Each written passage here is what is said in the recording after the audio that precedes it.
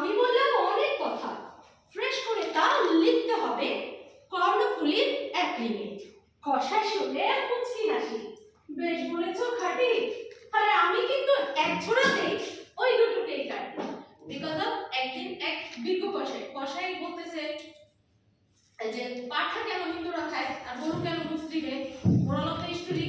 তারপর বলতেছে এটা তো অনেক বিশ্লেষণ, যদি আমি লিখতে যাই তোমাকে এক্সপ্লেইন করতে যাই সেক্ষেত্রে ওই এক রিমে মানে বললো যে অনেকগুলো খাতা বা ইঞ্জিন লেগে যাবে লিখতে। আর ওনার এই খাতার বিশ্লেষণ শুনে কষাই বলতেছে মুচকি এসে, আরে তোমার এত বড় বিশ্লেষণ লাগবে না, তুমি যেটা খাও আর মুসলিম যেটা খায় হিন্দু যেটা খায় একটা ছুরি খেয়ে কিন্তু আমি কেটে দিই। ঠিক আছে, মানে বুঝাইলো যে আমার কাছে কোনো ভেদাভেদ নাই।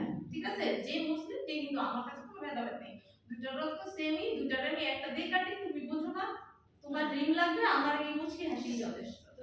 এইটা